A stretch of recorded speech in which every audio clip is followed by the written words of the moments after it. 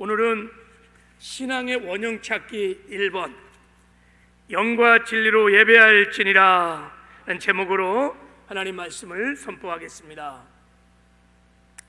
제가 전에 신문 사설을 하나 소개했었어요. 코로나가 지구를 뒤집었다, 이런 사설 제목이었어요. 코로나가 지구를 뒤집었다는 거예요. 눈에 보이지 않는 작은 이 바이러스가 이 지구를 뒤집어봤다는 거예요. 이것은 이 코로나가 가져온 엄청난 변화를 꼬집어서 하는 말이, 진짜 코로나가 짧은 시간에 전 세계를 지금 바꿔놓고 있습니다. 역사학자 미국의 윌리엄 맥닐은 그의 책에서 전염병은 인간 전체 흐름을 바꾸는 큰 사건이라고 얘기를 했어요. 진짜 코로나가 기존의 사회를 해체시키고 새로운 사회를 지금 만들어가고 있는 것 같습니다. 그래서 여러분, 요즘 코로나를 21세기 흑사병이라고 이제 부르기 시작했어요. 21세기 흑사병. 아시는 것처럼 흑사병은요, 걸리면요 그냥 10일 만에 다 죽어요. 치사율이 굉장히 높습니다. 그래서 감염된 부분이 새카매진다 그래서 그게 흑사병이에요. 당시 유럽에 흑사병이 창궐할 때 2,500만이 죽었다 그래요. 근데 그 당시 뭐 통계도 정확하지 않으니까 어떤 분은 4천만 명이 거의 죽었을 것이다, 이렇게 굉장히 무서운 질병이었습니다. 그런데 더 무서운 것은 흑사병이 가져온 엄청난 사실은 변화였었습니다. 이게 무시무시한 변화를 가져왔어요. 사람이 막 속쓰럽게 죽어가니까 인구가 막 감소되고 노동력이 막 이렇게 감소되면서 유럽의 경제를 그냥 다 붕괴시켜버렸어요. 그 당시 이렇게 영주와 농노라는 봉건 제도로 사회가 유지됐는데 그 사회 제도가 그냥 무너져 버렸어요. 그리고 그 중세의 막강한 교회가요 다 약해지는, 뭐 흑사병이 막 창궐하는데 교회가 대처를 잘 못하는 거예요. 교회의 역할이 별반 없는 거예요. 이 흑사병 앞에서 뭐 종교가 힘을 발휘하지 못하는 거예요. 그래갖고 교황들이 다 힘을 잃어버리고 교회가 무너지고, 그리고 결국은 그것이 종교 개혁을 일으키는 계기가 됐다고 합니다. 이 흑사병과 싸워서 막 이기려고 인간의 이성이 깨어나고 과학이 의학이 막 발전하면서 나중에 인간의 존엄성과 자유를 중히 여기는 르네상스라고 하는 문의 운동이 일으키는 계기가 흑사병으로부터 시작된 것입니다. 그러니까 이 흑사병이 돌면서 중세 유럽의 사회를 완전히 그냥 해체시키고 전혀 기대하지 못했던 새로운 사회가 막 밀려온 거예요. 근데 지금 코로나는 중세 여러분 흑사병보다 훨씬 더 강력합니다. 확진자 수가 3천만 명을 넘었잖아요. 근데 이 전염병의 속도가 문제예요. 굉장히 전염률이 빠르고, 지구촌은 여러분 지금 글로벌 시대예요. 어느 하나가 막는다고요 이게 해결되는 게 아니에요. 흑사병이 돌 때는 다 폐쇄적인 사회들입니다. 지금은 뭐 세계가 다 하나예요. 뭐 남미나 인도나 이런 데는 막 하루에 확진자가 10,000명씩 막 나오니까 이게 최첨단 과학으로 지금 이 의술로 이 코로나를 지금 잡지를 못하는 거예요. 여러분, 백신이 치료책이 이제 개발도 된다고 그러지만 계속해서 코로나에 변종이 생기면 사실은 그 치료책도 백해무익한 거예요. 코로나가 지금 세계 경제를 흔들고 있습니다. 전 세계 사람들의 누구도 할 것 없이 일상의 삶을 아주 라이프 스타일을 바꾸고 있어요. 비대면 사회, 언컨택트 사회로, 우리가 생각하지 못했던 그냥 사회로 우리를 막 몰아가고 있는 거예요. 이 코로나의 변화로 인해서 여러분 교회도 가히 충격적인 변화를 지금 날마다 정말 우리가 전혀 경험하지 못한 것들을 경험하고 있습니다. 교회가요 모이지를 못해.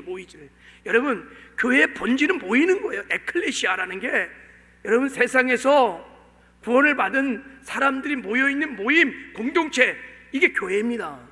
교회의 본질은 모여야 돼요. 근데 보이지를 못해요.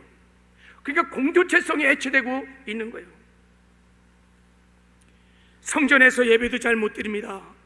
다 온라인 비대면 예배를 전화해서, 그나마 여러분 지금 우리 비대면 온라인 기준이 좀 완화돼 갖고 그나마 지금 50명 가까이 예배를 지금 드리고 있는 거예요. 생명을 살리는 소그룹 활동들을 다 못해요.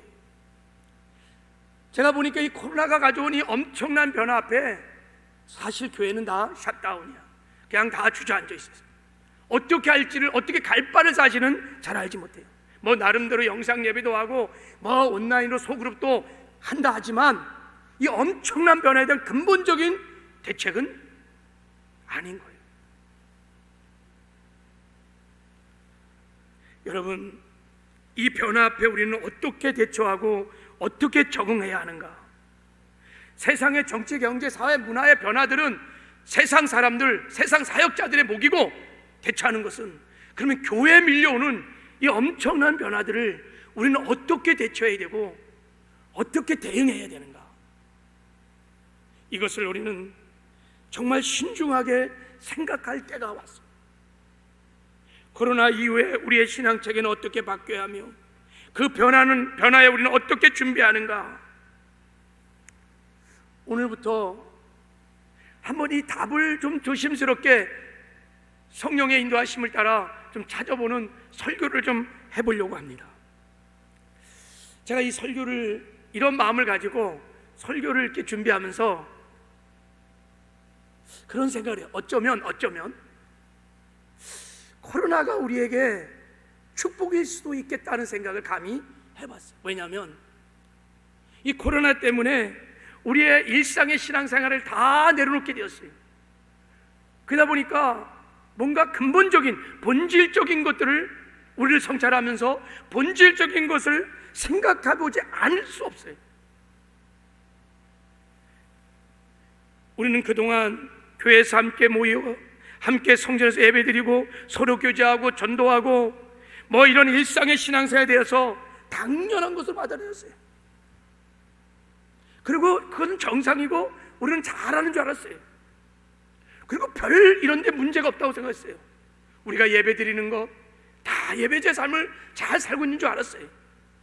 근데 코로나가 닥치면서 교회 문이 닫히고 성전 예배가 닫히고 막 믿음이 흔들려요. 예배가 흔들려요. 모든 것들이 막 주저앉기 시작했어요.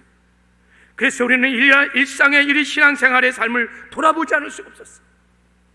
정말 예수를 믿는다는 게 뭘까? 나는 진짜 참 믿음을 갖고 있는가? 교회는 뭘까? 그리고 이렇게 우리가 비대면 예배를 드리는데 정말 하나님이 기뻐하는 예배는 뭘까? 나는 정말 하나님이 기뻐하는 예배를 지금 드리고 있는가?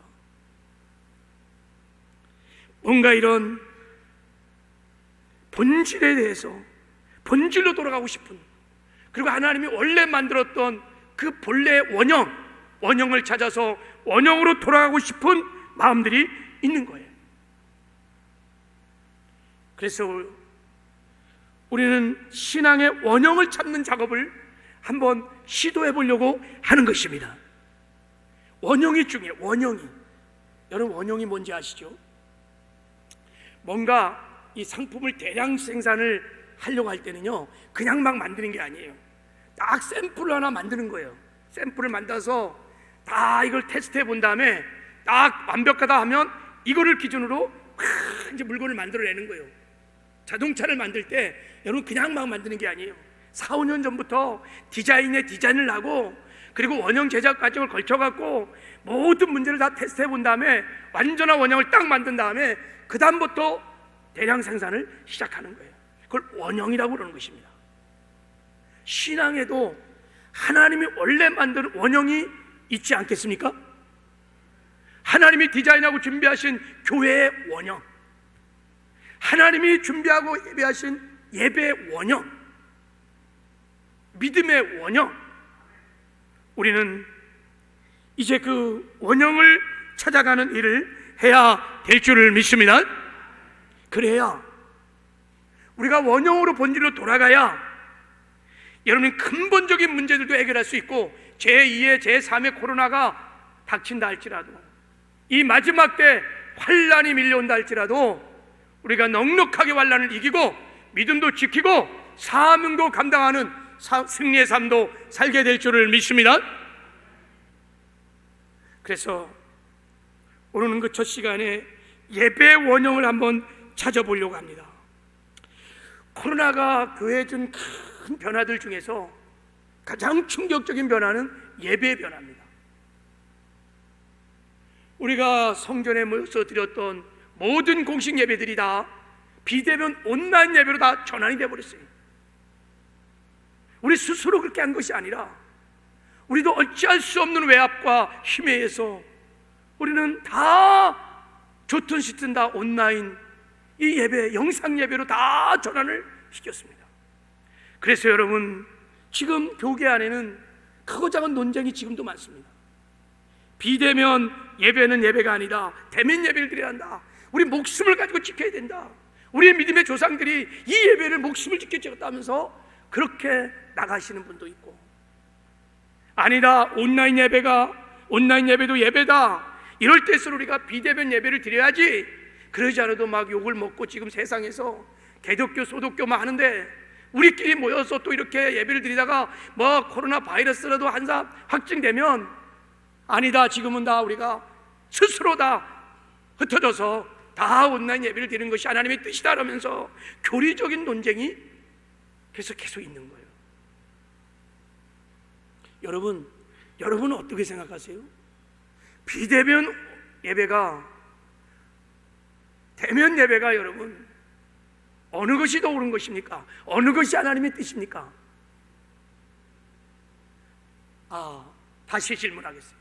여러분은 정말 지금 하나님이 기뻐하시는 예배를 드리고 있습니까? 예. 그래서 우리는 여러분 예배의 원형을 한번 생각해 봐요.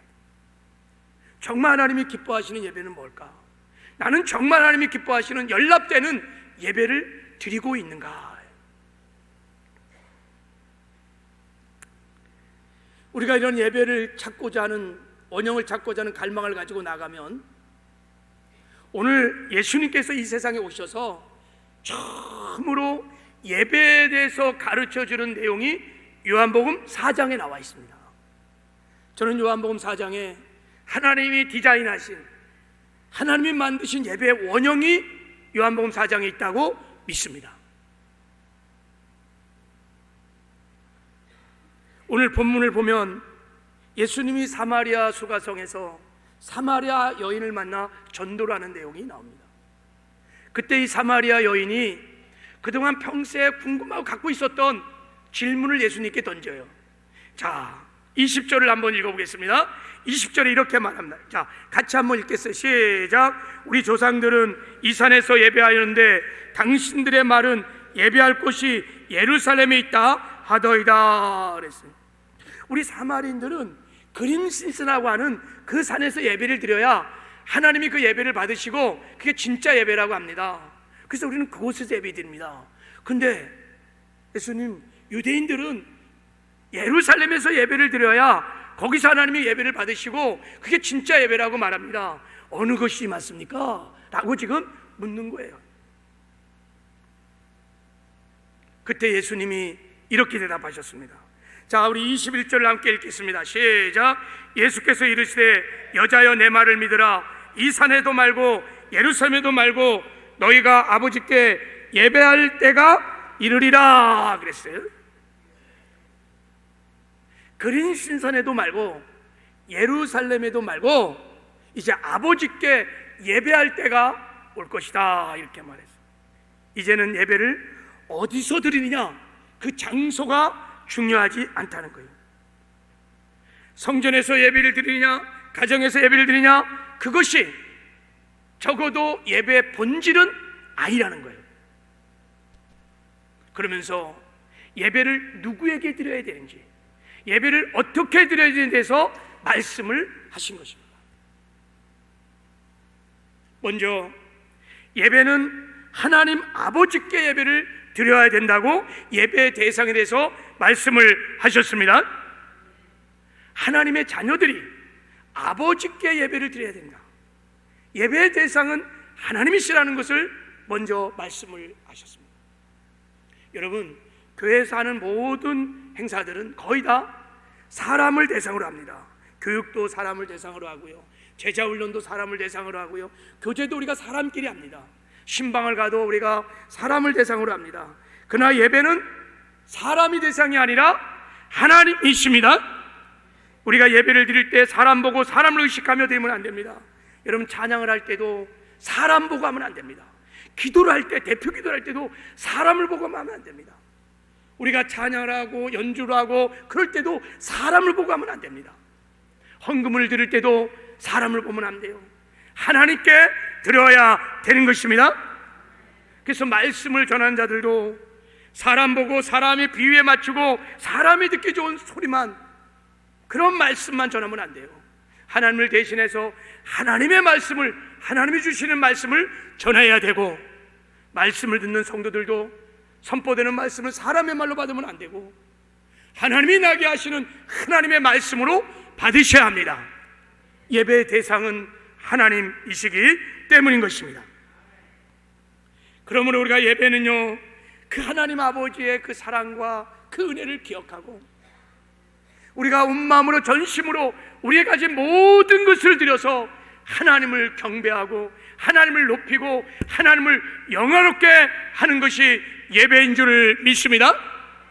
찬송으로, 또 기도로, 또 예물로, 하여간 내가 가진 모든 것을 다 하나님께 드려 하나님을 예배하는 것입니다. 하나님을 높이는 것입니다.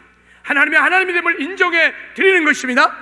그것이 예배라고 주님이 지금 말씀하고 있는 것입니다. 하나님은 그렇게 우리가 온 마음으로 전심으로 하나님을 드려, 우리 것을 드려서 하나님을 높일 때, 하나님을 예배할 때 하나님이 그 예배를 받으시고 흠량하시고 예배 중에 임재하셔서 당신의 영광을 나타내 주십니다. 하나님과의 만남이 일어난다는 것입니다. 그러므로 실제로 여러분, 예배 시간은 살아계신 하나님, 전지하시고 전능하신 하나님을 만나는 영광스러운 시간인 것입니다. 생애, 감격, 기쁨, 정말 너무너무 감격스럽고 영광스러운 시간이 예배 시간인 것입니다. 예배는요, 살아계신 하나님을 만나는 시간이기 때문인 것입니다. 그러므로 하나님을 대상으로 예배하는 자들은 언제나 예배 자리로 나올 때마다 그 하나님을 향한, 그 하나님의 만남을 향한 그 사모하는 마음으로, 기대하는 마음으로 나와야 될 줄을 믿습니다. 이게 여러분 예배자의 마음인 것입니다. 늘 하나님께 나올 때마다 그 하나님의 만남을 사모하며 주 앞에 나와 온 마음으로 전심으로 하나님께 예배하는 은혜가 있기를 주님의 이름으로 축복합니다. 그리고 예수님께서 이제 예배의 대상을 말씀하신 다음에 하나님 아버지께 어떻게 예배를 드려야 되는지에서 말씀하셨어요. 예배의 방법에 대해서 말씀을 하셨습니다. 자, 우리 23절, 24절을 읽어보도록 하겠습니다. 같이 시작. 하나님께 참되게 예배하는 자들은 영과 진리로 예배할 때가 오나니 곧 이때라. 아버지께서는 자기에게 이렇게 예배하는 자들을 찾으시니라. 하나님은 영이시니 예배하는 자가 영과 진리로 예배할지니라. 그래서 아버지께 참되게 예배하는 자들은 어떻게 예배를 드려야 된다고요? 영과 진리로 예배를 드려야 한다, 이렇게 말했습니다. 하나님을 예배하되 반드시 영과 진리로 예배를 드려야 한다는 거예요. 왜냐? 하나님이 영이시기 때문이라는 거예요. 하나님이 영이시기 때문에 예배한 자는 반드시 영과 진리로 예배를 드려야 한다는 것입니다. 이렇게 하나님의 자녀들이 영과 진리로 예배 드릴 때 하나님이 찾으신다는 거예요. 제테오, 찾으신다는 거예요. 이 말은 여러분 무슨 뜻이냐면 우리가 영과 진리로 예배할 때 하나님이 그 예배를 받으신다는 것입니다. 하나님이 그 예배를 받으시고 예배 중에 우리를 만나 주신다는 것입니다. 하나님의 영광을 나타내어 주신다는 것입니다. 그러므로 늘 예배하는 우리에게 있었습니다. 영과 진리로 예배하는 것은 너무너무 중요한 것입니다. 이것이 하나님이 기뻐하시는 예배의 본질이요, 우리가 꼭 찾아야 할 예배의 원형이 여기에 있는 것입니다. 그러므로 여러분, 그림신산에서 예루살렘에서 예배를 하냐 마냐, 비대면 예배를 드리냐 대면 예배를 드리냐, 성전에서 예배를 드리냐 가정에서 예배를 드리냐, 이것은 여러분 본질이 아닌 거예요. 나는 예배자로서 지금 하나님 앞에 신령과 진정으로 영과 진리로 나는 예배하는 예배자인가, 이것이 본질인 것입니다. 지금 이 자리에서 나는 영으로 진리로 영이신 하나님께 예배를 드리고 있는 자인가?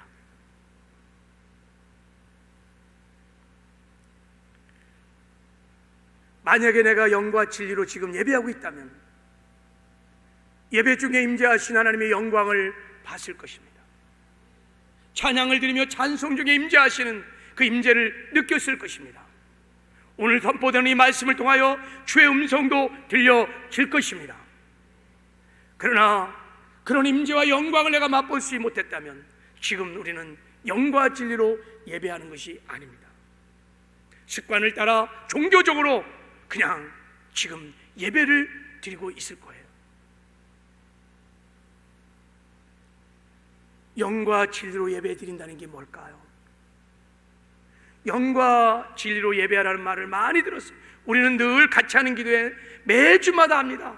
우리가 신령과 진정으로 예배하오니 존귀와 찬송과 영광을 받으십시오. 늘 우리는 하면서 영과 진리로 예배 드린다는 것이 무엇인지에 대해서 막상 물어보면 잘 몰라요. 이게 무슨 예배인지를 잘 몰라요.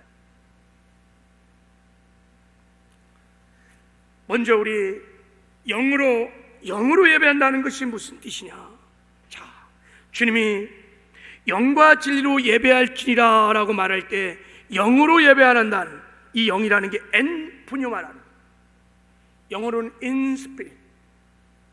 이 영이라는 것은 여러분 요한복음 3장에서 요한복음에서 영이라고 말하는 것은 육으로 난 것은 육이요 영으로 난 것은 영이니 그랬어요. 그러니까 육과 대조되는 우리 안에 있는 영을 말하는 거예요. 성령을 말하는 것이 아닙니다. 그러니까 하나님께 예배할 때 육으로 예배하면 안 된다는 거예요. 영으로 예배를 드려야 한다는 것입니다. 그 영 안에 누가 계시냐? 성령이 내주해서 계시는 곳이 영인 것입니다. 그래서 이제 영으로 예배한다는 이 엔푸뇨마라는 뜻은 우리 영이 성령의 이끌심을 따라 예배를 드리는 것을 말하는 것입니다. 우리가 영으로 예배하되 성령의 감동을 따라 성령의 이끌심을 따라 영으로 예배를 하라는 것입니다. 우리가 여러분 거듭나는 순간에 우리 영이 다 살아났습니다. 그래서 거듭난 하나님의 자녀들은 다 영이 살아난 영적인 존재입니다. 그래서 영을 갖고 있기 때문에 영이신 하나님과 교통하고 교제하고 예배를 드릴 수 있는 것입니다. 세상 사람들은 예배할 수 없습니다.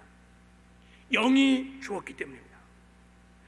먹지 마라, 먹으면 정령 죽으리라, 다 죽었어요. 그래서 예배할 수 없습니다. 그래서 하나님이, 예수님도 말씀하셨잖아요. 아버지께 참되게 예배하는 자, 아버지께 예배하는 자, 거듭난 하나님의 자녀들만이 영이신 하나님 앞에 영으로 예배할 수 있는 것입니다. 그러면 이제 영이신 하나님 앞에 내가 영으로 예배하기 위해서 가장 중요한 것이 뭐냐면 하나님이 영이시라는 것을 믿어야 하는 것입니다. 하나님은 영이십니다. 우리 육의 눈으로 볼 수 없어요. 우리 만질 수 없어요. 우리의 육으로 하나님과 접촉할 수 없습니다. 교통할 수 없습니다. 하나님은 영이세요. 그러나 하나님은 영이시기 때문에 눈에 보이지 않는다고 안 계신 게 아니에요. 하나님은 언제 어디서나 모든 곳에 충만히 함께 하십니다. 하나님은 무소부지하십니다. 내가 하나님을 떠나 어디로 가며 주 앞에 어디로 피하니까? 내가 하늘에 올라갈지라도 거기 계시며 수월에 내 자리를 펼치라도 거기 계시오니 내가 새벽 날개를 치며 바다 끝에 가서 거주할지라도 거기서 주의 손이 나를 인도하시며 주의 오른손이 나를 붙드시리로다. 그래서 하나님은 무소부재, 하나님은 어디나 함께 하십니다. 지금 이 자리에 영이신 하나님이 함께 하십니다. 여러분 아멘이신가요? 우리가 온라인 예배를 드려도 전혀 부족함이 없는 이유는 하나님이 영이시기 때문인 것입니다. 영이신 하나님, 우리 가정에도 직장에도 전철 안에도 버스 안에도 이 성전에 계시는 그 하나님께서 동일하게 계신 것입니다. 하나님은 영이심으로 시공의 제한을 받지 않으세요. 하나님은 무소부지하셔서 온 땅에 충만한 것입니다. 그러므로 이제 예배 드리는 자는 언제나 예배를 드릴 때마다 지금 이 자리에 함께 하시는 영이신 하나님의 임재를 확실히 믿고 그 임재 안에서 영으로 예배를 드려야 하는 것입니다.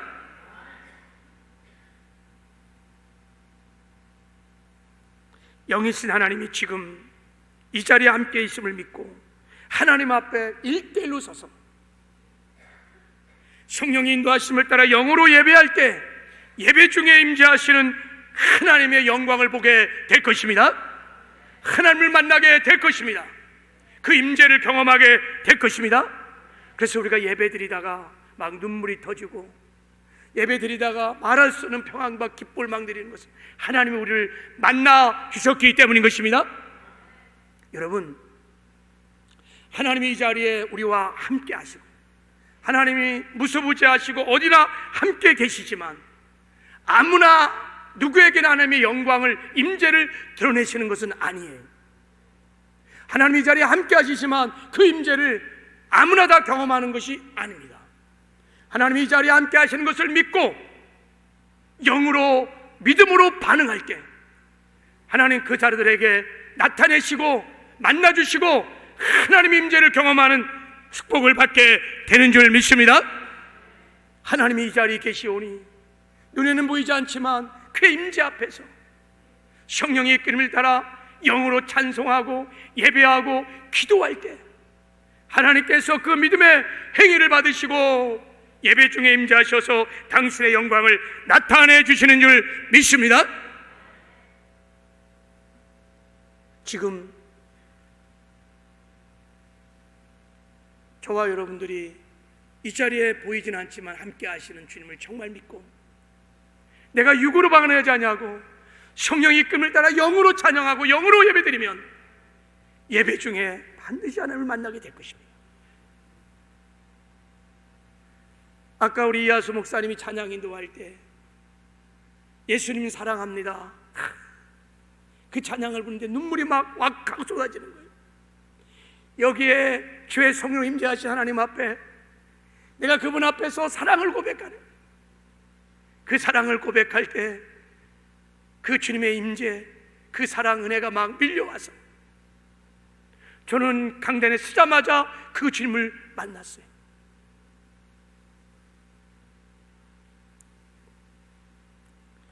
여러분, 성경에 보면 땅에서 예배를 드림으로 하늘문을 열고 하나님의 영광을 보고 하나님의 임재를 체험하는 모든 예배자들은 다 하나님이 우리와 함께 하시는 임마누엘의 믿음을 가지고 다 성령에 사로잡혀 영으로 예배하는 예배자들이었습니다.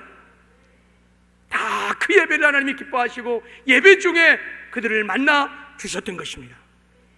성경에 많은 예배자가 나옵니다. 많은 예배가 있습니다. 그 중에서 하나님께서 가장 기뻐했던 예배, 그것은 제가 생각하기에는 다윗 예배를 하나님이 가장 기뻐하셨습니다. 다윗의 장막을 그래서 하나님이 기뻐하셨습니다. 다윗의 장막에서 하나님이 늘 다윗이 예배하는 것을 기억하시고 늘 기뻐하시고, 아모스서에 보면은 하나님이 예배를 회복할 때 모델로 기준으로 다윗의 장막 예배를 꽂으셨습니다. 얼마나 하나님이 기뻐하는 예배를 드렸는지 하나님이 감동을 먹는 예배를 다윗이 날마다 드릴 수 있었어요. 여러분, 다윗이 예배드렸던 장면이 그 중에 하나가 사무엘하 6장에 나옵니다. 오베네돔의 집에서 언약궤를 자기 궁으로 이동할 때 다윗이 그 앞에서 예배를 드린다. 이 언약궤를 이동하면서 6발짝 걸음을 가면 그곳에 멈춰서 양과 소를 잡아서 하나님께 제사로 예배를 드립니다. 아니, 다윗성까지 그 먼 길을 6발짝마다 예배를 드리고 그 법궤 앞에서 다윗이 덩실덩실 춤을 추면서 온몸으로 전심으로 하나님께 막 예배를 하는 거예요. 다윗이 하나님 앞에 예배를 드릴 때 왕의 제복을 벗었습니다. 그리고 회개할 때 입는 베옷을 입고 하나님 앞에서 전심으로 마음을 다해서 막 예배를 하는데, 얼마나 예배를 온몸으로 드렸든지 막, 여러분, 베옷을 입었으니까 막 춤을 추니까 속살이 보이는 거예요. 거시기가 막 보이니까 그 부인인 미갈이, 아니 왕이 체면도 없이 체신머리도 없이 저렇게 경박스럽게 어떻게 백성들 앞에서 저런 짓을 하냐고 막 화를 낼 때 다윗이 이렇게 고백을 합니다. 이는 여호와 하나님 앞에서 한 것이니라. 내가 6발짝을 갈 때마다 손을 잡아 하나님께 제사를 드린 것은 하나님 앞에서 내가 한 것이니라.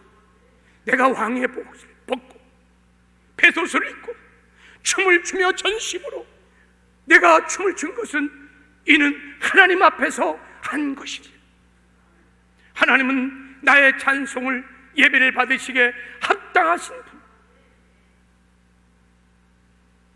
다윗이요, 그 눈에는 보이지 않지만 그 자리에 임재하신 하나님의 임재 앞에서, 하나님의 면전 앞에서 그 은혜를, 그 사랑을 생각하며 그냥 있을 수가 없었던 거예요. 자기 가진 모든 것을 드려 그 하나님을 높이며 경배하며 춤추며 하나님을 예배했던 것입니다. 하나님은 그날의 다윗의 예배를 받으시고 그곳에 임재하셔서 셰카이나 영광으로 충만케 하셨습니다. 그날의 모든 사람들이 다윗이 열었던 하늘문을 통하여 임재하신 하나님의 영광을 보고 기뻐하였더라. 그 이후 다윗은요, 그 언약궤를요 궁으로 모시고 와갖고 집을 하나 지었어요. 그게 다윗의 장막이라는 것입니다. 날마다 그 언약궤 앞에서, 그 임재 앞에서 영으로 하나님을 전심으로 온 마음 다해 예배할 때마다 늘 주님과의 만남이 예배 중에 있었습니다. 예배하면서 주를 만나니까 주의 마음을 아는 거예요. 주의 뜻을 아는 거예요. 그래서 주의 뜻에 순종하고 주의 마음을 따라 사니까 날마다 다윗이 주님과 함께 동행하고 주님과 함께 동역도 하며 하나님과 함께 사는 영광을 누렸던 것입니다. 그리고 다윗을 통해서 하나님의 영광이 나타나고 능력이 나타나며 다윗이 끝까지 하나님의 종기를 누리며 살게 됐던 것입니다. 다윗의 인생 승리는 예배에 있었습니다. 그 예배는 여러분, 영이신 하나님 앞에 영으로 드리는 예배였던 것입니다. 하나님이 기뻐하시는 예배의 원형은 영이신 하나님 앞에 신령과 진정으로 예배를 드리는 것입니다. 제가 2018년도 여름에 일본의 단기 선교를 갔습니다. 왜 단기 선교를 갔냐면 브라이드 워십 팀을 이끄시는 임찬표 목사님께서 저에게 이렇게 말씀하셨어요. 야, 예배를 회복해야 된다는 거예요. 그리고 예배를 통해서 일본에서 교회를 회복하는 사역을 한다는 거예요. 그래서 제가 아니 어떻게 예배를 통해서 교회를 회복하는, 생명을 살리는 이런 사역을 하나 궁금하기도 하고, 그래서 오라 그래서 제가 우리 청년들과 함께 일본 오사카로 예배를 드리러 갔어요. 제가 가면서 한 가지 소원이 있었습니다. 하나님, 정말 저에게도 한번 예배를 가르쳐 주십시오. 예배가 무엇인지를 정말 알고 싶습니다. 한 가지 소원 가지고 갔습니다. 오사카에서 이제 그 일본 지역의 교회들이 연합하여 이제 3박 4일 동안 집회를 여는데, 그 오사카에 그 구청 강당, 큰 강당을 빌려서 아마 거기서 이제 집회를 하기로 했던가 봐요. 그래서 우리가 이제 숙소에서 짐 풀고 하룻밤을 지나고 이제 예배 처소를 가기 위해서 막 전철 타고 걸어서 막 그 더운 날 막 가다 보니까 힘겹게 이제 구청을 들어가 보니 큰 강당이 이렇게 있는데 우리가 이제 걸어오면서 다들 막 여름이니까 지쳤어요. 그래갖고 강당에 들어가서 다 뭐 등에 기대 갖고 다 쉬고 막 이렇게 퍼져서 쉬고 있었어요. 저도 땀도 나고 이제 강당에 이렇게 뒤에 쉬고 있는데 제 마음에 내적인 음성이 들려오는 거예요. 볼지어다 세상 끝날까지 내가 너희와 함께 하느니라. 이 음성이 이렇게 들려오면서 제 마음 가운데 하나님이 여기 계시구나, 이런 임재가 막 확 온몸에 이렇게 밀려오기 시작했어요. 그 경외함 속에서 제가 그냥 있을 수가 없었어요. 그분의 임재 앞에서 그냥 있을 수가 없었어요. 그래서 성령의 이끌음을 따라 영으로 찬양을 했어요. 왕이신 나의 하나님, 내가 주를 높이며 영원히 주의 이름을 송축하리이다.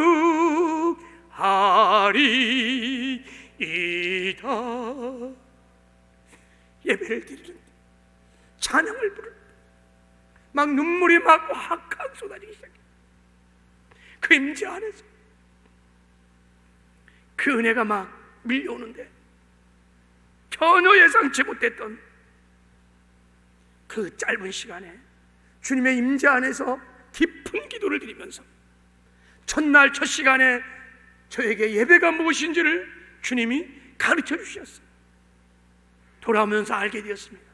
하나님은 영이시니 예배하는 자가 영과 진리로 예배할지니라.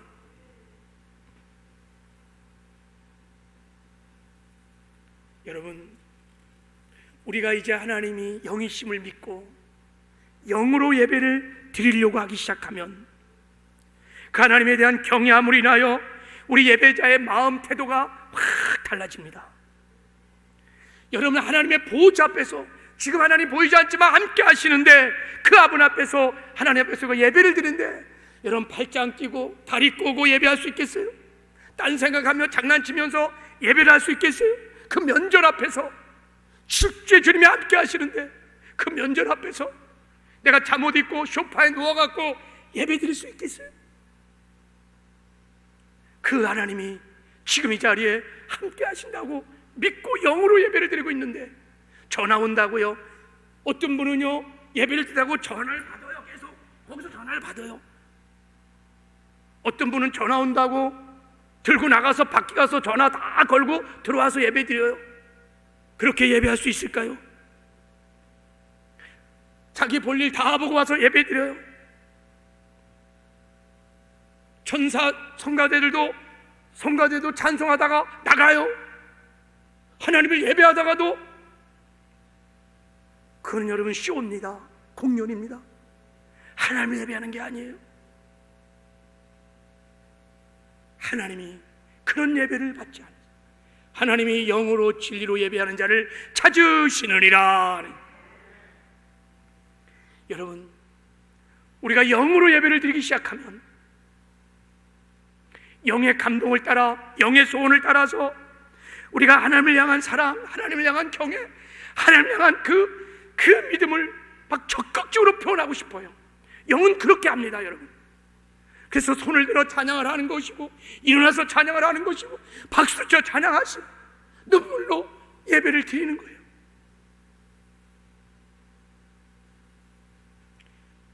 여러분, 계시록의 4장에 보면 천상의 예배가 나와요. 24장로들이 육을 다 벗고 영으로 올라가서 하나님의 완전한 임재 안에서 예배드린 장면이 나옵니다. 24장로들이 예배를 드릴 때 그들의 면류관을 다 벗어서 하나님의 면전 앞에 그 면류관을 드리면서 다 엎드려서 예배를 드립니다. 감히 누구 하나도 앉아있지를 못하는 거예요. 서있지 못하고 다 엎드려서 얼굴을 땅에 받고 하나님 앞에 예배를 드린 장면이다. 어찌하여 그들이 그렇게 예배를 드릴까? 그들의 면류관은 여러분 이 땅에서 목숨을 걸고 하나님께 충성함으로 하나님 주신 상급이고 면류관 아니겠습니까? 그들의 최고의 종교 영광을 하나님께 다 드리면서 엎드려 그들이 취할 수 있는 최고의 낮아짐과 겸손함, 광대하신 하나님을 높이며 경배하며 하나님을 예배를 하는 것을 보고 있습니다. 이것이 여러분 영으로 예배를 드리는 예배인 줄 믿습니다.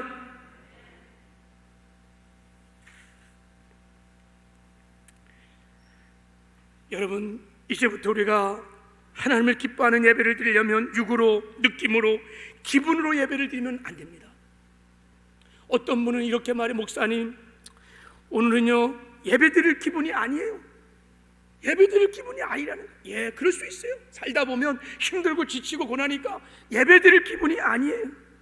몸도 아프고 생활도 너무 힘들고 마음도 기쁘고 뭐 예배도 신앙생활 다 귀찮게만 할 때가 있습니다. 그렇게 기분으로, 감정으로, 육으로 예배를 드리면 하나님이 기뻐하는 예배 드릴 수 없습니다. 그러나 그럼에도 불구하고 하나님이 이 자리에 함께 있음을 믿고 영으로 우리가 예배할 때 하나님이 기뻐하는 예배를 드리게 될 줄을 믿습니다. 그래서 이 영으로 예배를 드리라고 하나님이 말씀하고 있는 거예요. 사도행전 16장에 바울과 실라 예배가 나옵니다. 그들이 언제 예배를 드린지 아십니까? 복음 전하다가요, 하나님이 기회 있는 성업 감당하다가요, 억울한 누명 쓰고 죽도록 얻어 터지고 감옥에 갇혀갖고 족쇄가 취한 상태에서 그들이 하나님께 예배드렸어요. 하나님 앞에 찬양하고 기도하고 하나님께 예배드릴 때 하나님이 그 예배를 얼마나 기뻐했는지, 그 예배를 받으시고 그 감옥에 하나님이 임재하기 시작하는데 얼마나 강력하게 임재했는지 옥토가 흔들렸어요. 하나님의 막 강력한 임재가 임하니까 지진 나듯이 막 옥토가 흔들리며 옥문이 다 열리고 간수들이 구원받는 생명의 역사가 일어났어요. 그들이 여러분 무엇으로 예배했을까요? 그들의 기분, 마음은 예배할 기분이 아니었을 거예요. 그러나 이 자리에 하나님이, 전능자 하나님이 함께 하심을 믿고 그분 면전 앞에서 성령의 이끌림을 따라 영으로 예배할 때 그들은 하나님 앞에 온전한 예배를 드릴 수 있었던 것입니다. 하늘 문을 여는 예배, 하늘의 영광을 당기는 예배, 하나님의 임재를 경험하는 예배는 반드시 영으로 예배를 드려야 하는 것입니다.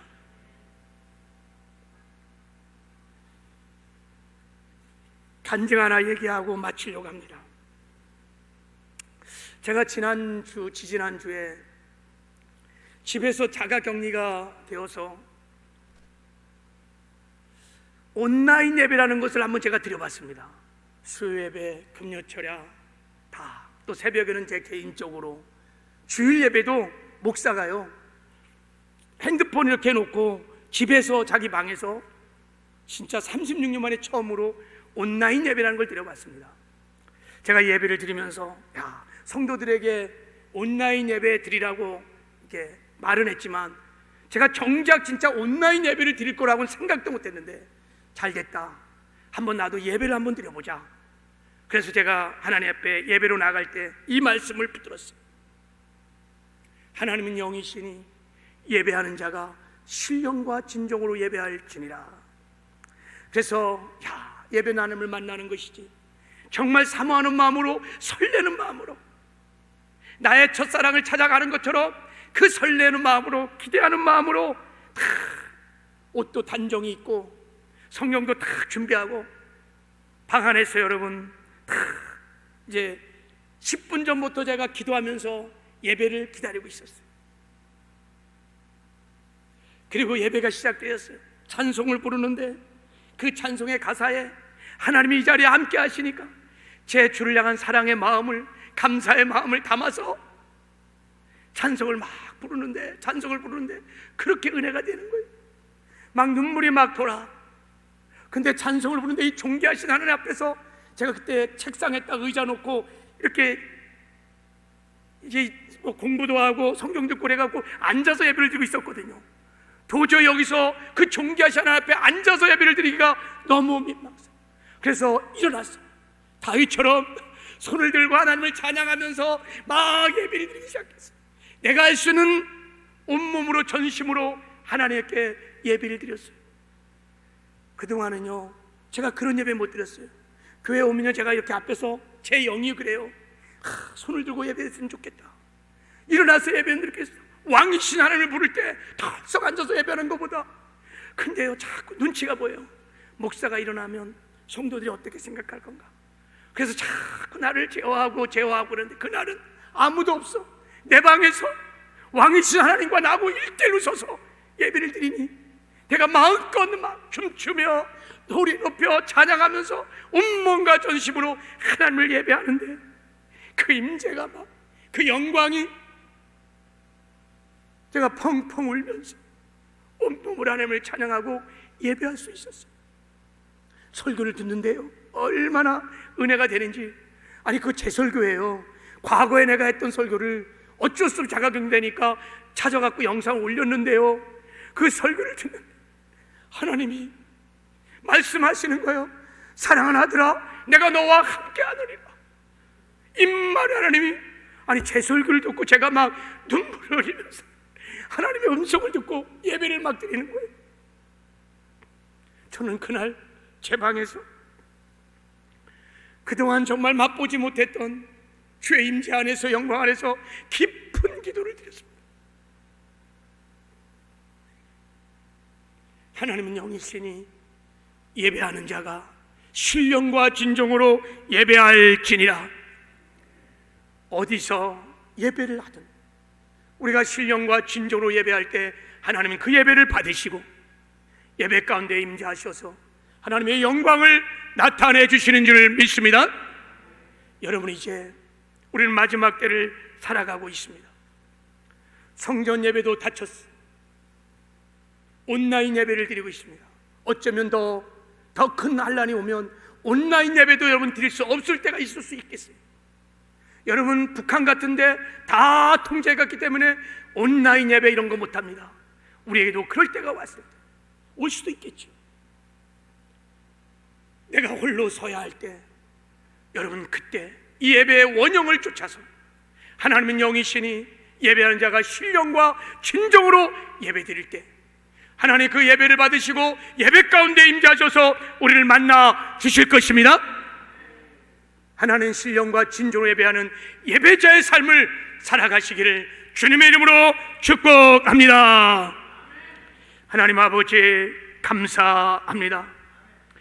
하나님은 영이시니 예배하는 자가 영과 진리로 예배할지니라. 그동안 우리가 아버지 영과 진리로 예배하지 못했던 그래서 무너졌던 우리 예배를 회복하여 주시옵소서. 이제 우리의 삶의 자리 어디서나 임재에 계신 함께 하시는 그 하나님의 임재의 믿음을 가지고 아버지 성령의 이끌림을 따라 영으로 예배하게 하여 주시옵소서. 그래서 우리 예배가 연락되게 하여 주시고 예배 중에 임재하신 하나님의 셰카이나 영광을 맛보며 하나님의 임재를 맛보며 하나님을 만나는 예배가 되게 하여 주시옵소서. 예배자의 삶을 살아갈 수 있도록 하나님 기름 부어 주시옵소서. 예수님의 이름으로 축복하며 기도했습니다.